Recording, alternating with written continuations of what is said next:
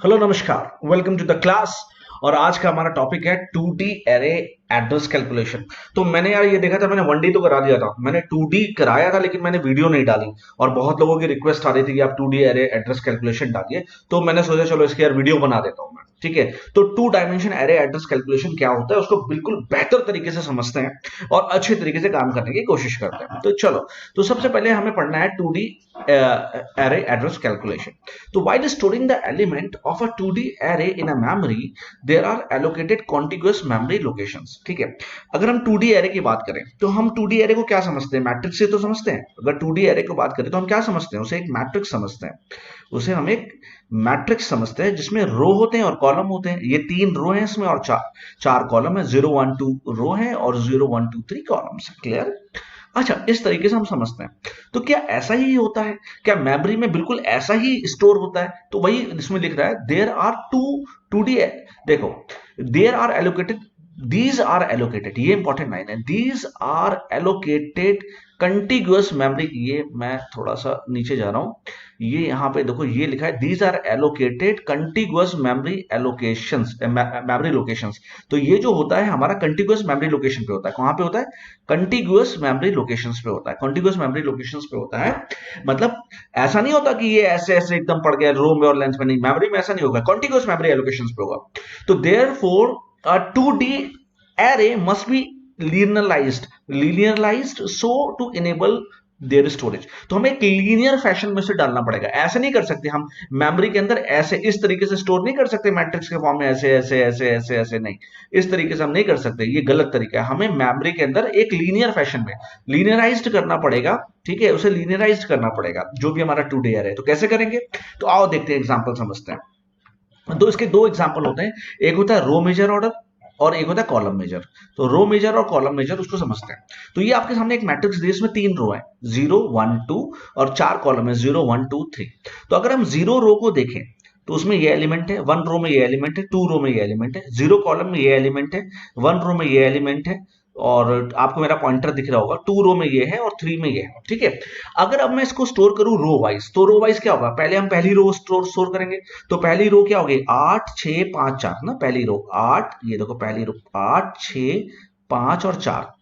फिर दूसरी रो 2 1 9 7, फिर ये दूसरी रो हो गई, ये पहली रो हो गई, और फिर ये तीसरी रो हो गई। इसलिए इसको बोलते हैं रो मेजर। रो वाइज ऐसा अरेंजमेंट, रो वाइज कर सकते हैं। तो कभी भी मैट्रिक्स ऐसे सेव नहीं होगी, या तो रो वाइज होगी या तो कॉलम वाइज होगी।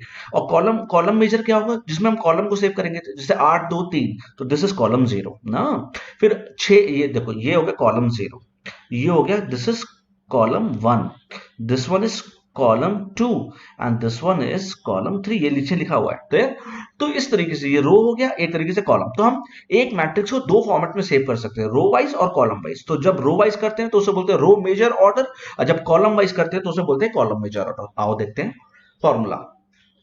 और इतना प्यार से मैं आपको समझाने वाला हूं ना, बिल्कुल अच्छी तरीके से आपको समझ में आ जाएगा। देखो, address of an element of any array. मान लो अब मैट्रिक्स का एरे कैसे होता है?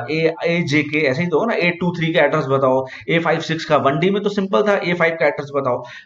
1D में तो बहुत आसान था, हमने बोला A5 का एड्रेस बताओ या A10 का एड्रेस बताओ, तो ये बहुत आसान था। लेकिन 2D में कैसे पूछोगे आप? 2D में पूछोगे A23 का एड्रेस बताओ, ठीक है, A78 का एड्रेस बताओ।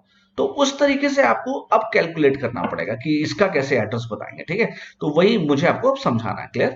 चलो, तो इसको मैं मिटा दे रहा हूं, पहले गंदगी सारी साफ कर देता हूं। चलो लेट स्टार्ट। तो row major order, column major order, दो मेथड है। ठीक है, आपको किसी एजे का एड्रेस बताना है, क्या करेंगे? रो मेजर ऑर्डर का फॉर्मूला होता है, देखो अब मैं आपको समझा रहा हूं रो मेजर ऑर्डर का फॉर्मूला कैसे निकलता है। तो रो मेजर ऑर्डर का फॉर्मूला होता है बेस ए, ये आपने पहले भी पढ़ा है, बेस ए आपको मैट्रिक्स का बेस दिया होगा, डब्ल्यू वर्ड लेंथ भी दी होगी, इनटू, पहले इसको भूल जाओ अभी, this into this, this plus this. इसका क्या मतलब है? जे, ए जे के का निकालना है, तो j minus l r. L r क्या है?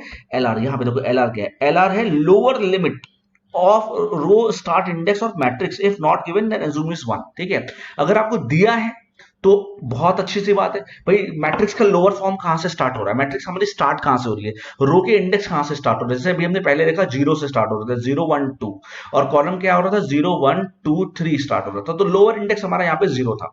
अगर दिया है तो 0 पुट कर दो, नहीं दिया है तो 1 पुट कर दो। क्लियर, यही फॉर्मूला है। ठीक है, तो बेस से तो पहले लिखो j माइनस 1 और k माइनस 1 लिख दो अगर नहीं दिया है तो। ठीक है, तो मैं लिख रहा हूं, यहां देखो मैंने लिखा base a plus W into, ठीक है, किसका निकालना है, ए जे के का निकालना है, इसको इसको ऐसे छोड़ दो। तुरंत देखो जे माइनस 1 तुरंत प्लस के माइनस 1, इतना तो याद हो गया, जे माइनस 1 प्लस के माइनस 1। अब कौन सा फॉर्मूला निकाल रहे हैं, रो मेजर ऑर्डर का। तो रो मेजर ऑर्डर का फॉर्मूला निकाल रहे हैं ना, तो रो मेजर ऑर्डर है, तो रो मेजर ऑर्डर में पहला क्या, इसको बोलेंगे रो और इसको क्या बोलेंगे, कॉलम। तो रो मेजर ऑर्डर में क्या करेंगे, रो को किससे मल्टीप्लाई कर देंगे, कॉलम से। कॉलम क्या, ये जो आपको मैट्रिक्स जो दी होगी ना, आपको एक मैट्रिक्स दी होगी, उस मैट्रिक्स का m cross n, that is m रो है n कॉलम है। तो रो मेजर ऑर्डर में क्या करोगे, रो को किससे मल्टीप्लाई कर दोगे, कॉलम से। तो ये किससे मल्टीप्लाई हो जाएगा, n से मल्टीप्लाई हो जाएगा। क्लियर। अच्छा, 1 क्यों किया, क्योंकि अगर इंडेक्स नहीं दिया, अगर इंडेक्स दिया है तो 0 दिया है 1 दिया है वो देख अपने आप, अगर इंडेक्स नहीं दिया तो 1 पुट कर लो। अच्छा, इसी तरीके से कॉलम मेजर ऑर्डर, कुछ नहीं, दिमाग मत लगाओ, सीधे लिखो बेटे base a plus W into, simple सा j minus 1 plus k minus 1। कौन सा कर रहे हैं हम लोग, column major order. Column major order तो क्या करेंगे, कॉलम मेजर ऑर्डर मतलब कॉलम को किससे मल्टीप्लाई कर देंगे, रो से। किसकी रो से, जो मैट्रिक्स हमें दी है, मैट्रिक्स में रो क्या है, तो इसको किससे मल्टीप्लाई कर देंगे, m से। तो ऐसे याद कर लो फॉर्मूला। तो फॉर्मूला बिल्कुल इजी है, बहुत सेम है, तो कुछ नहीं करना है। अच्छा, यहाँ पे एल आर क्या है और एलसी क्या है। एल आर एलसी मैं फिर से बोल रहा हूं, अगर आपको लोअर लिमिट दी है, मान लो 0 दिया है 5 दिया है, तो आप वहां पुट कर दो, अगर नहीं दिया तो 1 पुट कर दो। क्लियर, ये मैं मिटा दे रहा हूं उसको। ठीक है, तो सिंपल से आपका फॉर्मूला निकल के आ गया। क्लियर। तो रो मेजर ऑर्डर और कॉलम मेजर ऑर्डर, बाकी ये सब कुछ दिया हुआ है आपको, वो कुछ सीखने की जरूरत नहीं है, वो सब पहले ने, अगर आपने पहले से किया हुआ है तो आपको सब कुछ क्लियर है। ठीक है, बस कुछ नहीं करना, फॉर्मूला ऐसे ही है। मैं फिर से देखो एक बार फॉर्मूला लिखता हूँ, जल्दी से लिखता हूँ। क्या है फॉर्मूला, रो मेजर ऑर्डर, फटाक से लिखो, बेस ए ये आपको दिया है, डब्ल्यू ये भी दिया है, मल्टीप्लाई कर दो। क्या दिया, ए जे क्या निकालना है, तो जे माइनस 1 प्लस के माइनस 1। फटाक से पहले इतना लिख दो। क्या निकाल रहे हैं, रो मेजर ऑर्डर, तो रो को किससे मल्टीप्लाई कर दो, कॉलम से। मैट्रिक्स क्या थी, m क्रॉस n की, ये भी दिया हुआ आपको। तो रो मेजर ऑर्डर में रो को किससे मल्टीप्लाई कर दो, कॉलम से। कॉलम क्या है, n, तो n से मल्टीप्लाई कर दो। और कॉलम मेजर ऑर्डर है, तो कॉलम मेजर ऑर्डर में कॉलम को रो से मल्टीप्लाई कर दो। रो क्या थी, m, बस हो गया फॉर्मूला। ठीक है, आगे बढ़ते हैं। देखो अब एक क्वेश्चन दिया आपको, अब इस क्वेश्चन को आपको सॉल्व करना है। क्वेश्चन कह रहा है कंसीडर 25 क्रॉस 4 मैट्रिक्स। देखा आपको मैट्रिक्स दी हुई है, कह रहा है एक मैट्रिक्स है 25 क्रॉस 4 मैट्रिक्स है, जिसका नाम ए है, उसका बेस ए दिया है आपको 200, बेस दिया हुआ है, डब्ल्यू भी दिया है 4 दिया है। कह रहा है कैलकुलेट करो 12 3 का एड्रेस। किसका एड्रेस कैलकुलेट करो, 12 3 का एड्रेस करो। रो मेजर ऑर्डर भी लगाओ और कॉलम मेजर ऑर्डर भी लगाओ। तो सबसे पहले मैं आपको एक फॉर्मूला बताया, सबसे पहले मैं रो मेजर ऑर्डर चल रहा हूँ, रो मेजर ऑर्डर।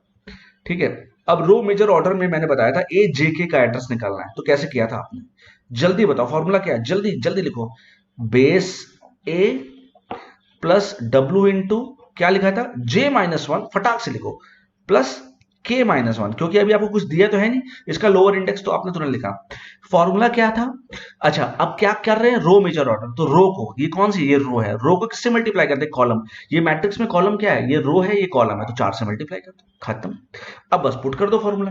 तो हमें निकालना किसका, ए 12 3 का निकालना, ए 12 और 3 का हमें क्या निकालना है, 12 3 का, ये इस तरीके से दिया हुआ 12 3। क्लियर, ए 12 3 का हमें निकालना, तो ए 12 3 का कैसे निकालेंगे, ए 12 3 का निकालेंगे, बेस ए कितना दिया आपको 200 प्लस डब्ल्यू कितना दिया 4 इनटू जे कितना दिया है, this is J and this is के, दैट इज 12 माइनस 1 प्लस के कितना दिया 3 माइनस 1।